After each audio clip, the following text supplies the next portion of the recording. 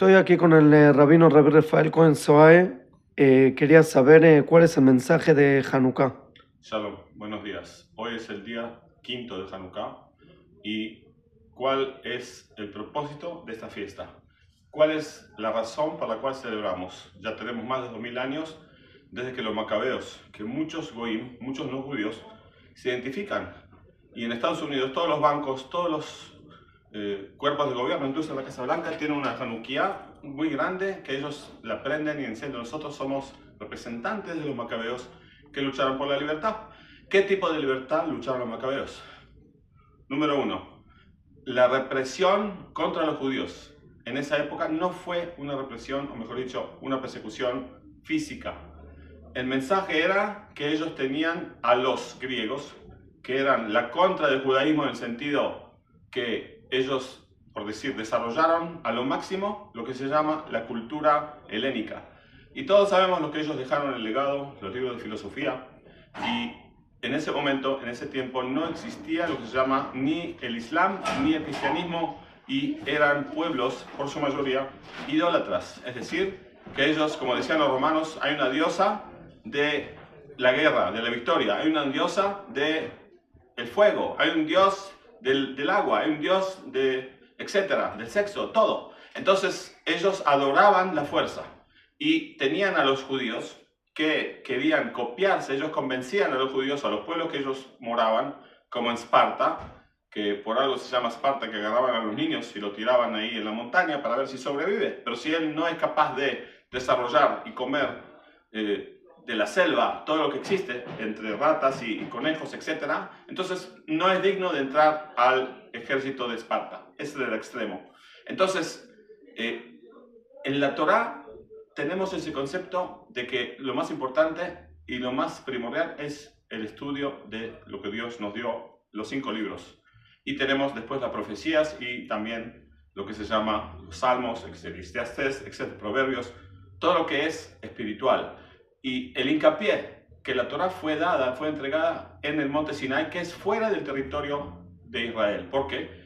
Porque nuestro pueblo, al contrario de los demás pueblos, no depende de dónde está físicamente. No es un pueblo, no es una nación que se identifica por su tierra. Así como los italianos, los franceses, todos pelean, los chinos, los japoneses, todos pelean por su tierra. Entonces tienen un idioma, tienen una bandera y con eso ellos, digamos, se identifican y por eso los unen juntos. En cambio, el pueblo de Israel es un pueblo de conversos.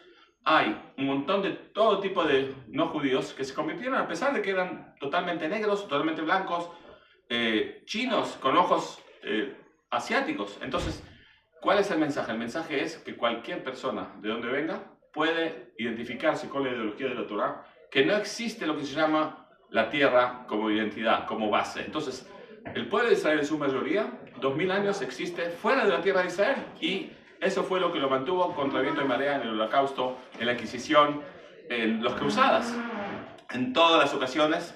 Y podemos decir que en los países musulmanes el judío tuvo mucho más libertad de religión y no hubo tanta persecución como hubo en los países europeos. El Holocausto no sucedió en países musulmanes. Entonces, cuando dicen que los musulmanes, ellos están peleando, están invadiendo Europa y Estados Unidos a causa de que los judíos hacen guerra contra ellos, es mentira.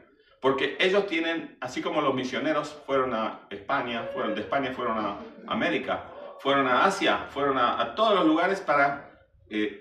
eran emisarios de Dios, como dice Rambam, que Rambam dice que Hashem le dio fuerza a los musulmanes y a los cristianos de erradicar lo que se llama la idolatría, y tenía que ser en forma gradual. Es decir, que no sea violentamente que se convierta al judaísmo, sino que es una religión monoteísta como lo son los cristianos y los musulmanes. Entonces, para nosotros judíos no tenemos ninguna de ese tipo de esa mitzvah, de esa orden de ir, proselitar y convertir. Con tal de que el no judío cumpla las 7 mitzvot, con eso ya merece el mundo venidero. Y está prohibido recibir conversos a menos que estemos seguros 100% que su intención es pura y son capaces de cumplir las 613 mitzvot. Y por eso mismo estamos aquí en la tierra de Israel, y los árabes, que son el pueblo de Ismael, que era hijo de Abraham, y por eso se llama el pacto de Abraham, están tratando de erradicar a los judíos del país. Y eso, todo lo que está pasando nuevamente, ¿podemos nosotros vivir fuera de Israel? Sí, evidentemente. Así fue la mayoría de la historia, que el pueblo de Israel fue exiliado y no desarrolló su cultura, o mejor dicho, su identidad en base a la tierra.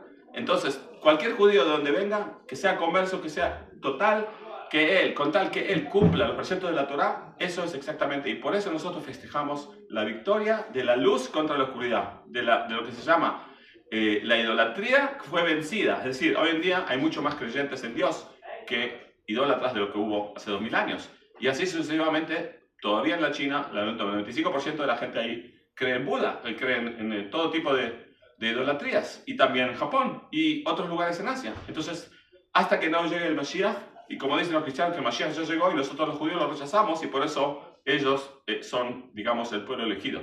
Pero así como tenemos en el ejército todo tipo de unidades que son especiales y las exponen a todo tipo de tratamiento especial. Así también el judío tiene ese rol, el pueblo elegido, por ser el pueblo que eligió cumplir ese entrenamiento especial para divulgar y sin forma, sin la espada, sin violencia, desperramar la idea de que Hashem es único y que Hashem maneja todo, y con eso los goyim que se unen al pueblo de Israel, o los que cumplen las 7 mitzvot de Noé, con eso el mundo llegará a su destino.